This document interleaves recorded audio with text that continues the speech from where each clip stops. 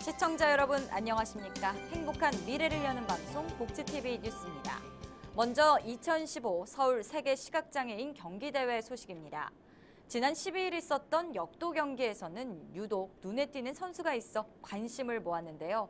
바로 문광식 선수입니다. 64세의 최고령 나이로 젊은 선수 못지않은 활약을 보여줬는데요. 정두리 기자가 소개합니다.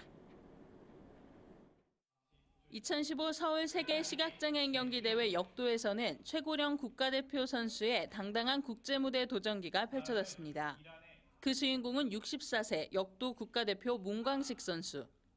지난 12일 67.5kg급에 출전한 문광식 선수는 이날 스쿼트와 벤치프레스, 데드리프트 세 종목 9차 시기 동안 단 한 번의 실패 없는 투혼을 보여줬고 종합 312.5kg을 들어올리며 7위를 기록했습니다.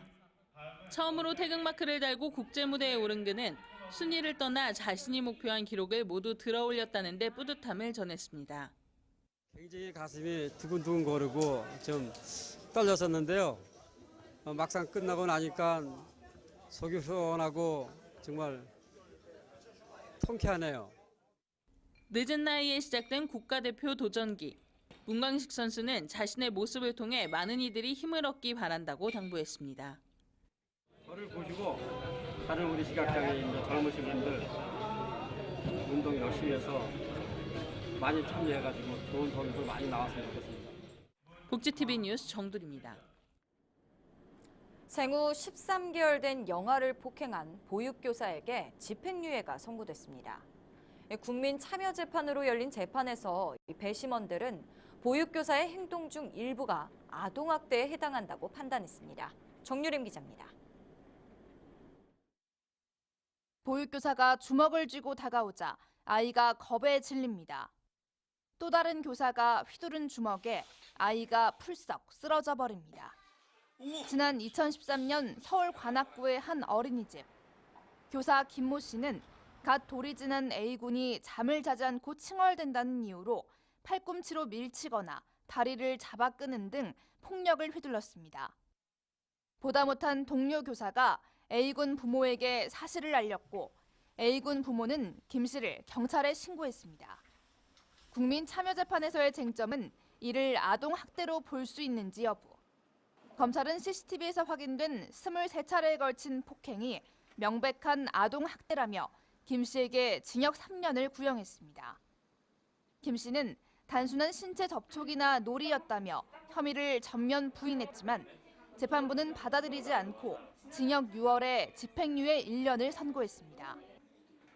재판부는 김 씨의 행위가 신체적 학대는 아니지만 일부가 A군의 정신 건강 및 발달에 해를 미치는 정서적 학대 행위에 해당한다며 양형 사유를 밝혔습니다. 정서적인 측면은 그러니까 아무래도 이제 직업적 전문가잖아요. 어린이집 선생님들 같은 경우는 신체적 학대는 아니라고 할지라도 애들을 보호하고 가르침에 있어서 세심하게 하라라는 그런 분명한 메시지가 담겨 있는 것 같겠죠. 다만 김 씨의 행위가 경미했고 여러 명의 아이를 동시에 돌보는 과정에서 발생했다며 집행유예 선고 이유를 설명했습니다. 복지TV 뉴스 정유림입니다. 얼마 전 서울역 파출소장과 경찰들이 거리 홈리스 상담 활동을 하던 활동가들을 에워싸고 그들의 상담을 저지하는 일이 있었습니다. 이유는 상담 중 쓰레기가 발생한다는 것이었는데요. 경찰의 폭압적 행정을 규탄하는 기자회견이 열렸습니다. 박광일 기자입니다. 최근 경찰이 쓰레기 문제를 이유로 서울역 인근 노숙인들의 노숙 행위를 제지하고 상담 활동가들의 활동도 제지하며 논란이 일고 있습니다. 지난 8일 오후 30분경 홈리스 행동 활동가와 자원활동가 여대생 등 2명이 서울역 광장에서 차를 마시며 노숙인들과 거리 상담을 하고 있던 중 경찰들과 마찰이 빚어졌습니다.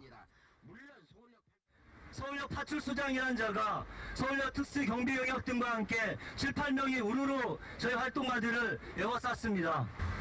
와서 하는 얘기가 당신들이 주는 차로 인해서 종이컵 쓰레기가 발생한다. 이것이 치안에 심각한 위해가 되고 있다라고 얘기를 했습니다. 홈리스 행동에 따르면 당시 쓰레기를 줍고 가겠다고 경찰에 전했지만 서울역 파출소장은 상담 활동이 끝난 후 쓰레기를 얼마나 주었는지까지 일일이 확인받으려 했다는 겁니다. 또한 경찰들은 이 과정에서 쓰레기를 치우는지 여부를 감독하겠다는 명목으로 활동가들을 따라다니면서 노숙인들에 대한 상담 활동을 방해했다고 전했습니다. 이 과정에서 경찰이 활동가에게 반말을 한 것으로 알려져 시민단체들의 분노를 사고 있습니다.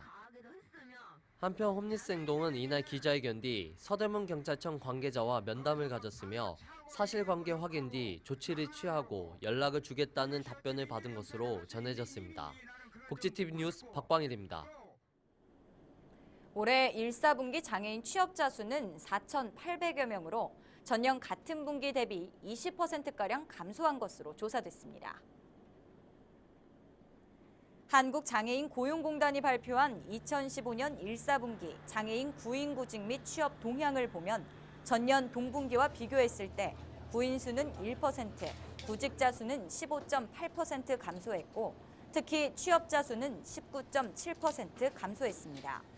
임금별 취업자 수를 보면 50%가량이 100만 원에서 149만 원의 임금을 받고 있었으며 150만 원에서 199만 원이 10.8%, 50만 원에서 99만 원이 6.3%였고 200만 원 이상은 단 1.75%였습니다. 장애 유형별 취업자 수는 지체장애인이 41.5%로 가장 많았고 지적장애와 청각장애, 시각장애 등의 순이었습니다. 장애인 등을 위한 편의시설에 대한 전수조사를 3년에 한 번 실시하도록 하는 장애인, 노인, 임산부 등의 편의 증진 보장에 관한 법률 개정안이 발의됐습니다. 김기선 새누리당 의원이 대표 발의한 개정안을 보면 장애인 편의시설 등의 실태조사는 현재 전수조사 방법으로 5년에 1회 실시하도록 되어 있지만 개정안에는 3년마다 1회 의무화하는 내용이 담겨 있습니다. 이번 개정 목표는 건축물의 준공 단계에서 설치됐던 경사로와 점자 블록 등 장애인 편의시설이 이후 임의로 철거되거나 개조되고 있어 이를 방지하기 위해 실태조사 주기를 3년으로 축소하자는 것이라고 밝혔습니다. 모기가 기승을 부리는 여름이 다가오고 있습니다. 모기가 옮기는 전염병인 말라리아를 퇴치하기 위해 경기도는 전격적인 방역 활동을 실시합니다. 김소영 기자입니다. 우리나라에서는 주로 중국 얼룩날개 모기가 전파하는 3일열 말라리아. 지난해 도내 말라리아 환자는 318명으로 재작년보다 약 40% 증가했습니다. 경기도는 말라리아 환자를 막기 위해 이달부터 말라리아 취약 지역인 김포시를 포함한 경기 북부 지역 11개 시군의 방역 활동을 실시합니다. 4월부터 유축 작업을 하고 있고 유축 작업과 살충제를 재지정하여서 이제 살충 작업이 들어가며 6월부터는 연막 작업이 같이 들어가서 세 가지가 저희가 동시로 풀숲과 같이 모기가 많은 곳에 살충제를 살포하고 고인물이 있는 웅덩이나 하천에 있는 유충이 성충이 되는 것을 막기 위해 약을 뿌립니다. 말라리아에 걸리지 않기 위해서는 개인 예방 활동이 가장 중요한데 약국에서 쉽게 구할 수 있는 휴대용 기피제를 야외 활동 시 수시로 뿌려주는 것이 필요합니다. 또 긴 소매와 바지를 입고 야외 활동을 하고 창문에 방충망을 설치하는 것도 예방책이 될 수 있습니다. 고열, 오한, 무기력증 등 감기와 유사한 증세가 3일 간격으로 나타납니다. 이러한 증상이 나타날 경우 즉시 보건소나 의료기관에 방문하여 검사를 받아보시는 것이 좋습니다. 한편 경기도는 인구 10만 명당 2명 이하의 환자 발생으로 목표를 잡고 지난해 대비 10% 늘린 예산으로 방역 사업을 확대하기로 했습니다. 복지TV 뉴스 김소연입니다. 산 좋고 물 좋은 산골 마을에서 여유를 만끽하며 맛깔스러운 향토 음식을 즐길 수 있는 농가 맛집이 인기를 끌고 있습니다. 외국 요리사들도 그 여유로움과 독특한 맛에 반할 정도라고 하는데요. 정유림 기자입니다. 고즈넉한 산골 마을에 자리 잡은 농가 맛집에 맛깔진 음식이 가득한 밥상이 차려졌습니다. 옛날 선비들이 먹었다는 밥상을 재현한 선비 밥상입니다. 집 앞 텃밭과 뒷산에서 방금 따온 신선한 음식 음식 재료와 발효식품으로 만들어 더욱 맛이 있고 몸에도 좋습니다. 한국 음식을 처음 접하는 외국인 셰프들도 색다른 맛에 감탄사를 연발합니다. 음식이 매우 풍성하고 전통적입니다. 그리고 매우 신선합니다. 2007년부터 만들어지기 시작한 농가 맛집은 현재 전국적으로 107곳에 달합니다. 도시에서는 느낄 수 없는 여유와 독특한 맛 덕분에 작년에는 매출이 30% 넘게 뛰었습니다. 재료 자체가 가장 신선해야만 맛을 낼 수 있어요, 사실은. 그리고 또 믿을 수 있어야 되는데 이 주변에 풍부한 그 야채들, 농산물들이 워낙 풍부하기 때문에 지역에서 생산된 음식 재료를 주로 쓰다 보니 농민들은 판로 걱정 없이 짭짤한 소득을 올릴 수 있어 좋습니다. 이런 장점 때문에 농촌진흥청은 농가 맛집을 2년 안에 50개 이상 추가로 만들 계획입니다. 농가 맛집이 그동안에는 주로 내국인들을 상대로 해왔습니다만 앞으로 이런 증가하는 외국 관광객들도 농촌 관광 또 맛집과 연계해서 농가 맛집이 도시민에게 삶의 여유와 색다른 맛을 선사하며 농촌에 작은 활력을 불어넣어주고 있습니다. 복지TV 뉴스 정유림입니다.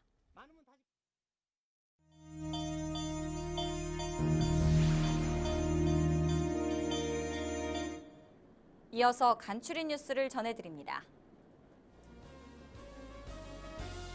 장애여성 네트워크가 장애여성이 건강을 유지하고 회복하는 데 있어 자기 결정권을 행사하도록 지원하는 프로그램인 힐링캠프의 참가자를 오는 22일까지 모집합니다.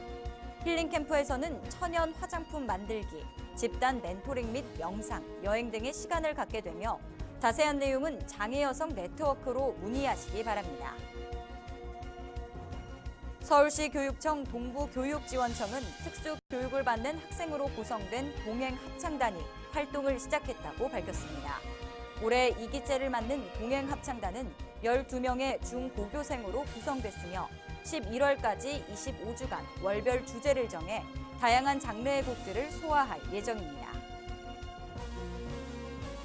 경기도가 정부의 경력단절 여성 취업 지원 사업에 지역 특성을 반영한 특화 사업으로 4,900개의 일자리를 새로 만든다는 계획입니다.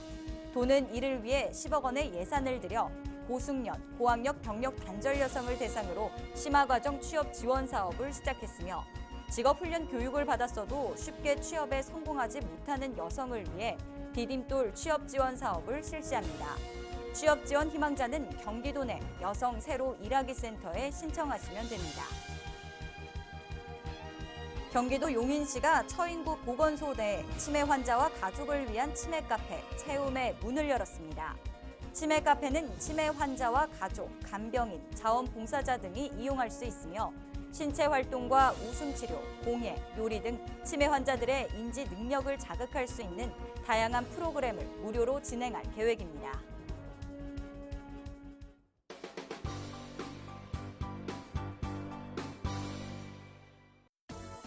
미리 보는 장애인 신문 시간입니다. 오늘 첫 번째 뉴스로 4월 임시국회에서 수화 언어관련법 병합 심사가 무산됐다는 기사입니다.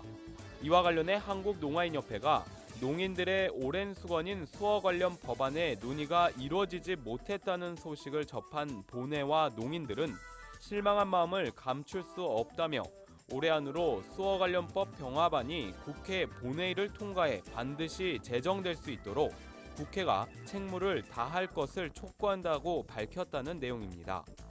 두 번째 기사는 전국 특수학교 중 유일하게 개인이 운영하는 서울 명수학교가 지난 1일 공립으로 전환해 개교할 예정이었으나 학교 부지 매수 문제가 여전히 해결되지 않으면서 공립화가 또 한 번 미뤄진 것으로 확인됐다는 내용입니다.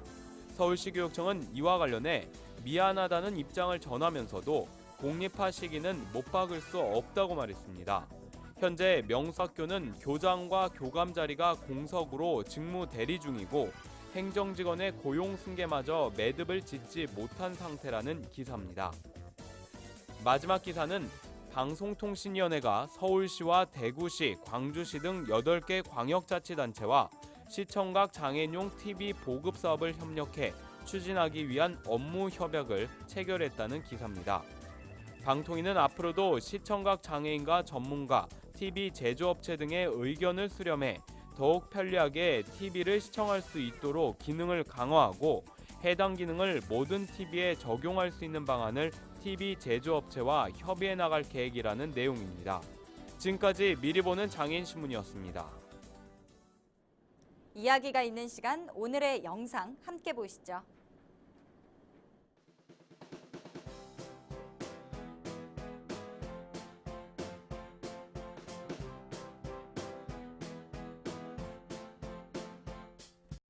손수 담근 간장과 된장을 팔아 모은 돈으로 해체 위기에 처한 의령 초등학교 관악부에 성금을 기증한 할머니들.